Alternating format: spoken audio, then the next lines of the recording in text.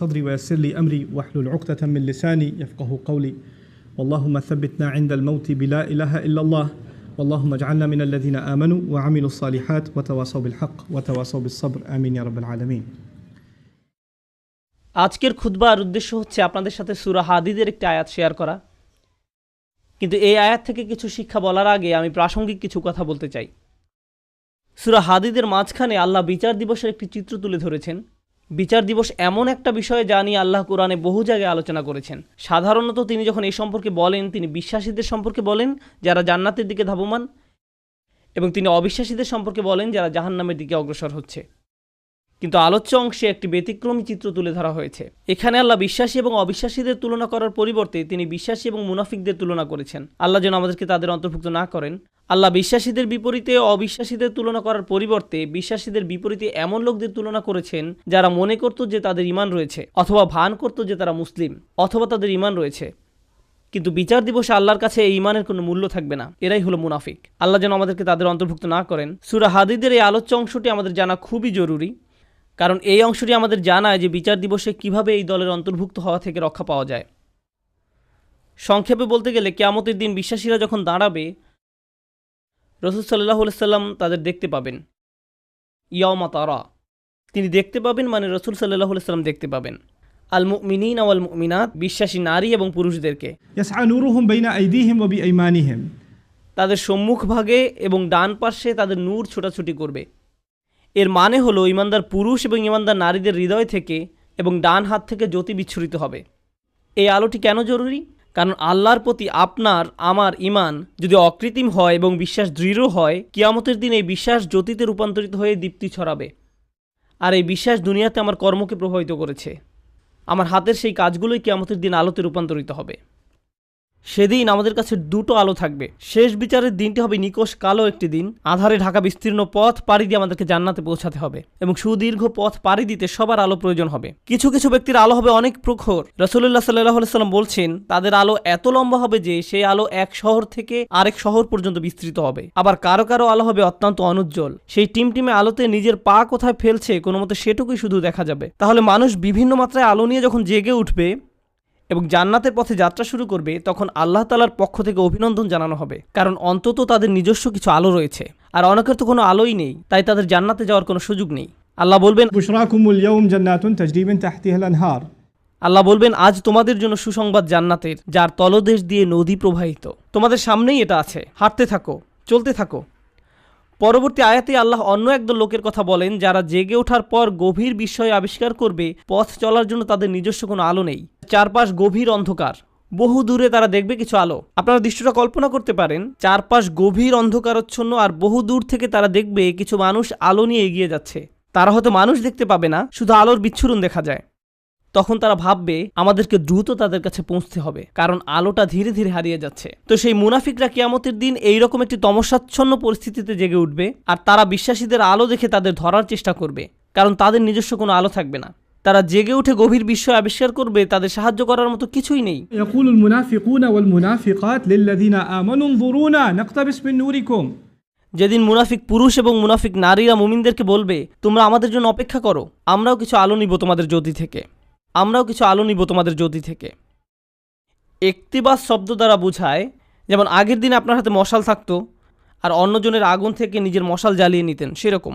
তাই তারা ভাবলো আমরা তোমাদের থেকে কিছুটা আলো ধার নেব, তোমাদেরটা নিয়ে যাব না, একটু থামো, আমাদেরকে সাহায্য করো। তখন মুনাফিকদেরকে বলা হবে ইরজিউ ওয়ারাআকুম, তোমরা পিছনে ফিরে যাও, পিছনে ফিরে যাও, ফালতামিসু নূরা, এবং আলোর খোঁজ করো, আমরা তোমাদের সাহায্য করব না। হাসরের ময়দান হচ্ছে এমন ভয়াবহ একটি জায়গা যেখানে জন্মদাত্রী মা নিজ সন্তানকে পর্যন্ত অগ্রাহ্য করবে। ভাই বোন, স্বামী স্ত্রী, বাবা মা, আত্মীয় স্বজন, প্রাণের বন্ধু, এই সব পার্থিব সম্পর্কগুলো ছিন্ন হবে। প্রতিটি মানুষ শুধুমাত্র নিজেকে বাঁচাতে উদ্বিগ্ন থাকবে, কেউ এমনকি পিছনে ফিরেও তাকাবে না।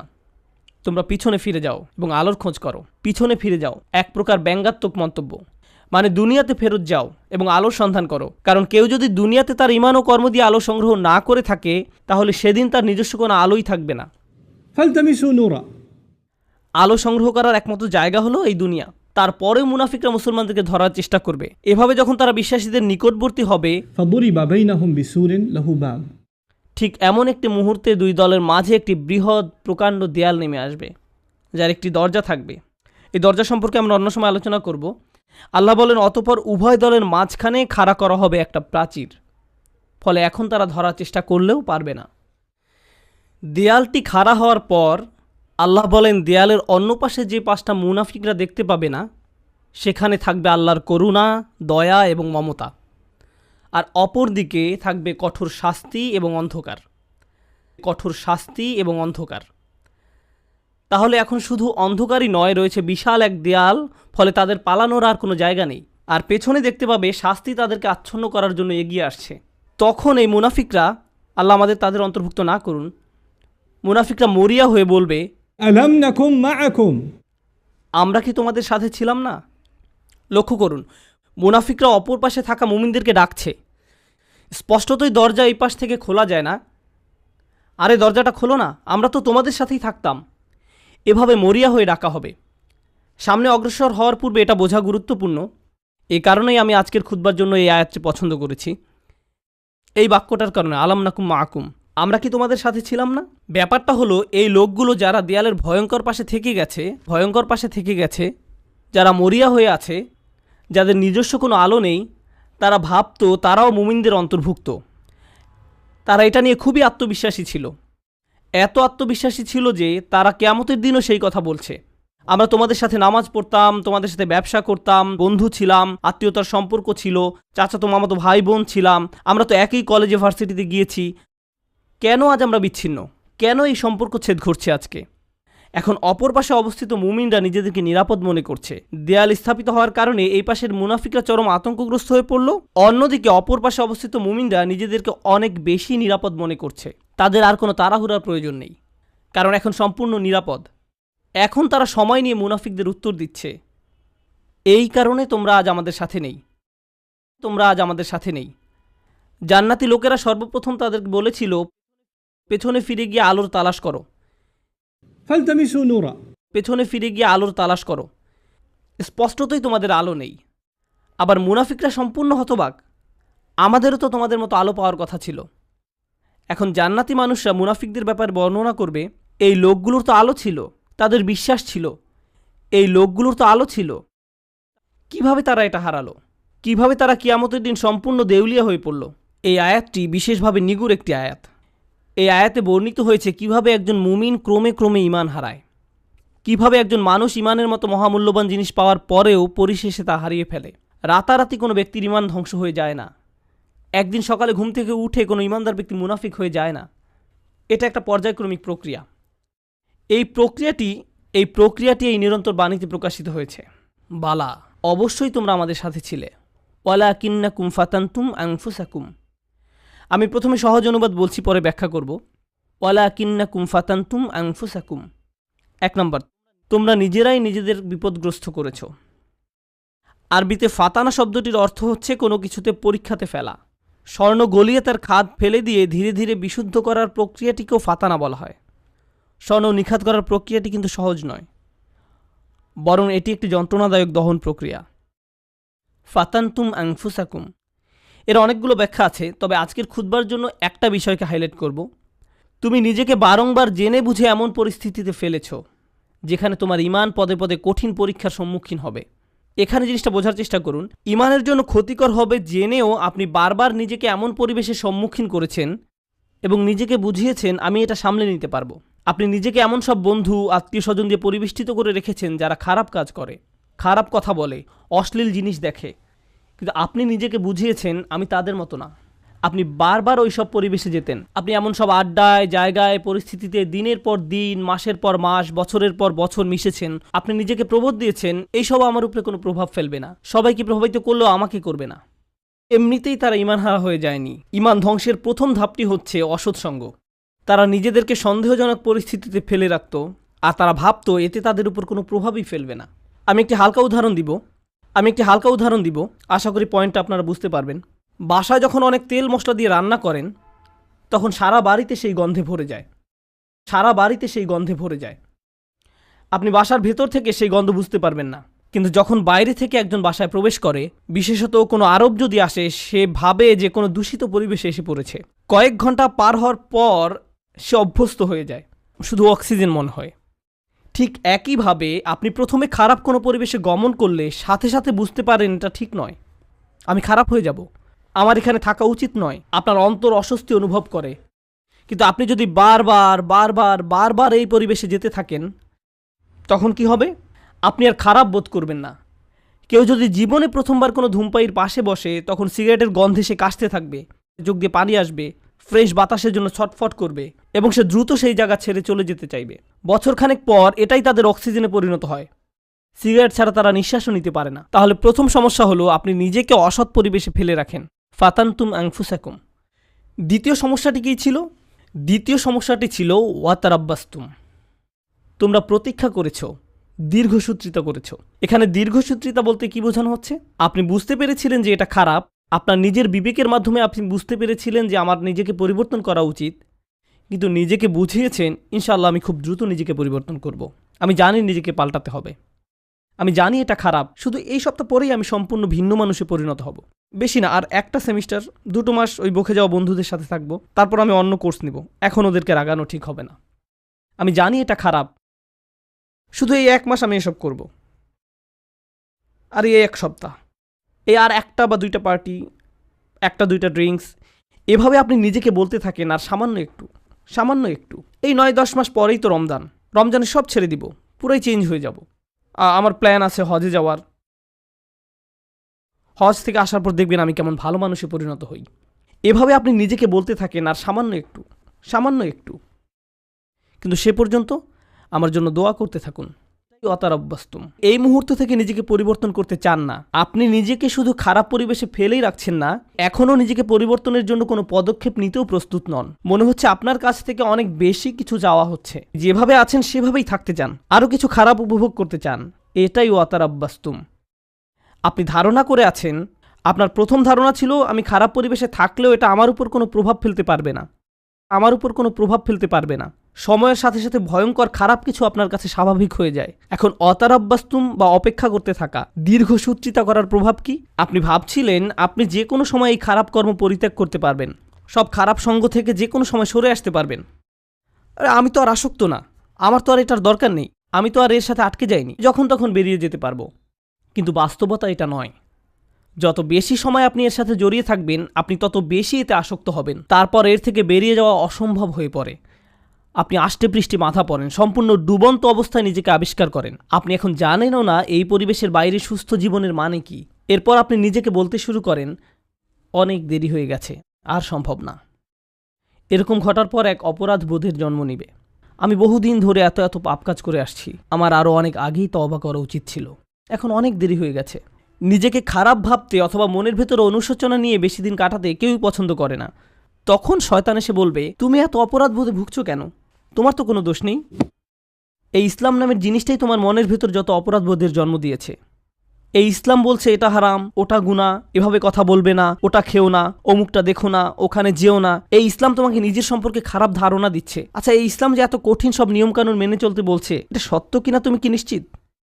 শয়তানের ওয়াসওয়াসা শুনে বিভ্রান্ত ব্যক্তি ভাবতে থাকে, আমি আসলে কেন ইসলামে বিশ্বাস করি? মনে হয় যেন ইসলাম চায় না আমি আনন্দে থাকি।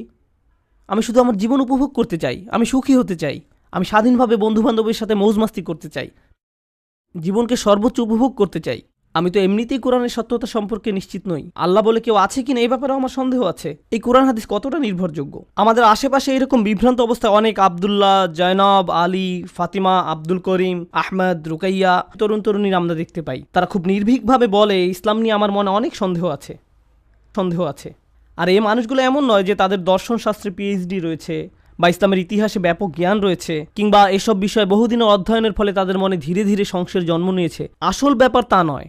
এরা নিজেদের জন্য জেনে বুঝে খারাপ সঙ্গ এবং অসৎ পরিবেশ বেছে নিয়েছিল। আমি এমন শত শত মানুষের সাথে কথা বলেছি, তারা আক্ষরিক অর্থে এই আয়াতের ভিতরে জীবনযাপন করছে। তোমরা নিজেরাই নিজেদেরকে বিপদগ্রস্ত করেছ, প্রতীক্ষা করেছ, সন্দেহ পোষণ করেছ এবং অলিক আশার পেছনে বিভ্রান্ত হয়েছ। অবশেষে আল্লাহর আদেশ এসে পৌঁছেছে। তারপর এক সময় তারা ধর্ম নিয়ে সন্দেহ পোষণ করতে থাকে, কিন্তু তাদের এই সন্দেহের সাথে যুক্তি বা বুদ্ধির কোনো সম্পর্ক নেই। ওয়ারতাবতুম, সন্দেহ পোষণ করেছে। জানেন সন্দেহ কি করে? সন্দেহ প্রথমে তাদের ইসলামের গণ্ডি থেকে বের করে দিবে। তারা এভাবে নিজেকে সান্ত্বনা দিবে, এটা তো আসলে পুরোপুরি সত্য না, সুতরাং এটা না মানার কারণে আমার খারাপ অনুভব করার দরকার নেই। যখন তাদের মনে সন্দেহ দানা বাঁধতে থাকে এবং সময়ের সাথে সাথে সেই দানা দেয়ালে পরিণত হয়, তখন তারা এই দেয়ালের আড়ালে নিজেকে লুকাবে এবং নানা প্রকারের অনৈতিক কাজের বৈধতা দেবে। একবার যখন তারা এই পর্যায়ে এসে উপনীত হবে, তখন দুটো জিনিস তাদের কাছ থেকে তুলে নেওয়া হবে। জান্নাতের আকাঙ্ক্ষা কেড়ে নেওয়া হবে, আল্লাহর সন্তুষ্টি লাভের আকাঙ্ক্ষা কেড়ে নেওয়া হবে, অন্তরে সেই বিশেষ নূর ধারণ, স্পৃহা, এইসব কিছু চাওয়ার বাসনা হারাবে। তাদের এই দুনিয়াতেই সেটা নেই। যে লোক আল্লাহর নিকট থেকে সেই সফলতা পেতে চায়, আল্লাহ তাদেরকে এই দুনিয়াতেই তা দিবেন, কিন্তু সেই আকাঙ্ক্ষা তো এখন আর অবশিষ্ট নেই। তাদের এই সম্পর্কে সন্দেহ রয়েছে। 2 নাম্বার, জাহান্নামের ভয় হারাবে। এই দুইটা জিনিস তারা হারাবে, আল্লাহর সন্তুষ্টি লাভের প্রত্যাশা এবং জাহান্নামের আতঙ্ক। এই ব্যক্তির কাছে এখন কিয়ামত বা বিচার দিবসের কোনো মূল্য নেই। কেউ তার সামনে জান্নাত জাহান্নাম শেষ বিচারের কথা বললে এটা তার কাছে তামাশা মনে হয়, এবং এমনকি এইসব নিয়ে হাসি ঠাট্টা করবে। যখন কারো অন্তর থেকে আখিরাতের প্রাপ্তির আশা হারিয়ে যায় এবং জাহান্নামের শাস্তির ভয় মন থেকে দূর হয়ে যায়, তখন কি হয় জানেন? তখন তার কাছে শুধু একটা জিনিসই গুরুত্ব পায়, দুনিয়া। মনে প্রাণে পুরোপুরি দুনিয়ামুখী হয়ে যায়। যেহেতু পরকাল বলে কিছু নেই, তাই এই দুনিয়াতেই যা কিছু করার পাবার জন্য মরিয়া হয়ে যেতে হবে। অর্থ, বিত্ত, সাফল্য, সম্পদ, জনপ্রিয়তা, বিনোদন, মৌজ মাস্তি, সব ধরনের ম্যাটেরিয়াল থিং যে কোনোভাবে যে কোনো পথে অর্জন করাটাই মুখ্য ব্যাপার হয়ে দাঁড়াবে। সে ভাববে দুনিয়া দিয়ে এইসব প্রাপ্তির ভিতরে রয়েছে সব আনন্দ এবং চূড়ান্ত মানসিক তৃপ্তি, মৌজ মাস্তি, সব ধরনের ম্যাটেরিয়াল থিং। তাই পরবর্তী ধাপটা হচ্ছে অগর্রাতকুমুল আমানিয়্যু, অলিক আশার পেছনে বিভ্রান্ত হয়েছে। সে মিথ্যা আশার পেছনে ছুটেছে এবং মনে করেছে পার্থিব অর্জন তাকে সুখী করবে। সে তার সম্পূর্ণ জীবন শুধু এই লক্ষ্যেই ব্যয় করেছে। সে মনে করেছিল এই সব কিছু তাকে তার লক্ষ্যে পৌঁছে দেবে। কারোর জন্য সেটা হয় পরবর্তী কোনো মুভি, কারোর জন্য কোনো খেলনা, কারোর জন্য নেক্সট স্মার্টফোন। যেমন কোনো স্টার ওয়ার মুভি বের হলে টিকিটের লাইনে হজের ভিসার লাইনের চেয়েও লম্বা লাইন হয়, কারণ তাকে এখনই এটা দেখতে হবে। যদি এখন না দেখা হয় জীবন তো তাহলে পুরাই ব্যর্থ।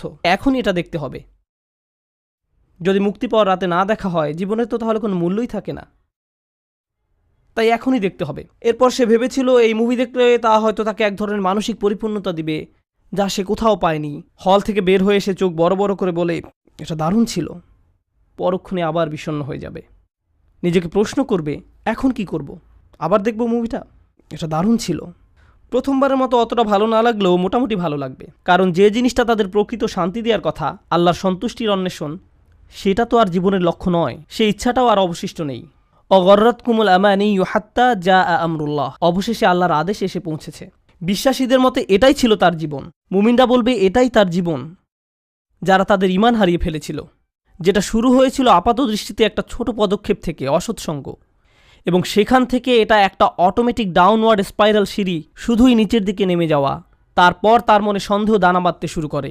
এরপর সে তার গোটা জীবন শুধু কামনা বাসনা চরিতার্থ করে এবং দুনিয়াবী অর্জনের পিছনে ব্যয় করে। অগর্রকুম বিল্লাহিল গরুর। তারপর আল্লাহ বলেন চূড়ান্ত প্রতারক। এখানে গরুর শব্দটি মুবালাগা। চূড়ান্ত প্রতারক যে সফলভাবে তোমাদের প্রতারিত করে। সেদিন ঈমানদাররা দেয়ালের অপর পাশের মুনাফিকদের এটাই বলবে। এটা একটা ভয়ানক দৃশ্য যা কোরআনে বর্ণিত হয়েছে। দেয়ালের এক পাশে দাঁড়িয়ে মুনাফিকরা ভাবছে কেন আমাদের অপর পাশে যেতে দেয়া হচ্ছে না, কেন তারা দেয়ালের ওই পারে আটকে গেছে। তখন দেয়ালের অপর পাশ থেকে বিশ্বাসী সাথীরা ধাপে ধাপে ধাপে বর্ণনা করবে কেন তারা দেয়ালের ওই পারে আটকে গেছে। আর কোরআনের এই বর্ণনাটি আপনার আমার জন্য আল্লাহর পক্ষ থেকে একটা উপহার। এটা একটা উপহার যে কিয়ামতের দিবসে সেই ভয়াবহ চিত্রটি এখানে তুলে ধরা হয়েছে। আমার এখন জানাই উত্তম, কারণ সেদিন আমি এই পরিস্থিতিতে পড়তে চাই না। তখন জেনে দিশেহারা, আতঙ্কিত, আশাহত হয়ে পড়তে চাই না। কেন আমি আল্লাহ প্রদত্ত ঈমান হারিয়ে ফেললাম? আপনারা যারা এখানে বসে আছেন, সকল ঈমানদারের অন্তরে আল্লাহ আলো দিয়েছেন। আল্লাহ আমাদের এটা দিয়েছেন। এখন প্রশ্ন হচ্ছে আমরা এই নূরকে অন্তরে ধারণ করতে পারছি কিনা। আমাদের নিজেদের দিকে তাকিয়ে দেখতে হবে আমরা কোথায় আছি। কেউ কেউ হয়তো অসৎসঙ্গের ফিতনার সাথে জড়িয়ে আছি। হতে পারে আপনি মাত্র প্রথম ধাপে আছেন আর ভাবছেন যাক না আরও কিছুদিন। হয়তো এটা এমনও হতে পারে আপনি এখন শেষ ধাপে আছেন। তাই শুধু দুনিয়াবী জিনিসের মাঝেই আপনি চূড়ান্ত সাফল্য এবং মানসিক প্রশান্তি খুঁজে বেড়ান। এই আলো ছাড়া আমাদের যা কিছু অর্জন অথবা উপার্জন, শেষ বিচারের দিনে এই সব কিছু হবে মূল্যহীন। শেষ বিচারের দিনে এই সব কিছু হবে মূল্যহীন। তাই এই অনুচ্ছেদে আল্লাহ তাআলা এটাকে প্রথমে আলো হিসাবে বর্ণনা করেছেন বিচার দিবসে এই আলোরই একমাত্র মূল্য থাকবে। তাই এই অনুচ্ছেদের প্রথমে আল্লাহ তাআলা এটাকে আলো হিসাবে বর্ণনা করেছেন। বিচার দিবসে এই আলোরই একমাত্র মূল্য থাকবে। কুরআনের আরেকটি সূরায় যেমন বলা হয়েছে, ইল্লামান আতাল্লাহা বিকলবিন সালিম, যে সুস্থ অন্তর নিয়ে তার রবের কাছে আসবে, যে অন্তর তাদের সম্মুখে আলোর দ্যুতি ছড়াবে। এই দুনিয়াতে আপনার আমার আর বাকি যা কিছু আছে সবই অর্থহীন। শেষ বিচারের দিনে আল্লাহর সামনে এর সবই গুরুত্বহীন।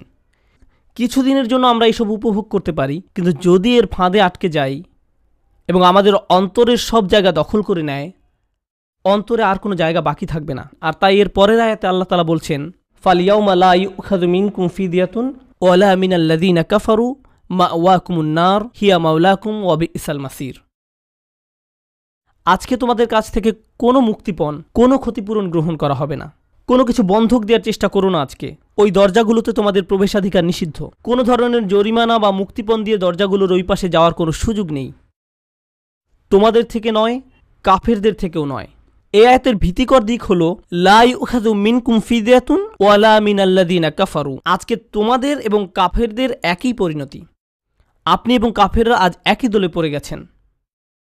আমি তোমাদের নিকট থেকে কোনো মুক্তিপণ গ্রহণ করব না, কাফেরদের থেকেও নয়। তোমাদের সবার আবাসস্থল জাহান্নাম। কতই না নিকৃষ্ট এই প্রত্যাবর্তন স্থল।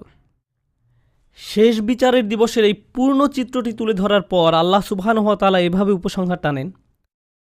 আমিও এই আয়াত দিয়ে আজকের আলোচনা সমাপ্তি টানব এবং নিজেদের বারবার মনে করিয়ে দিব যে সেই নিম্নমুখী পথটি অনুসরণ করা যাবে না, এবং আমাদের অন্তরে যেটুকু ক্ষুদ্র আলো এখনও পর্যন্ত বর্তমান আছে তা কিভাবে দিন দিন আরও শক্তিশালী করব।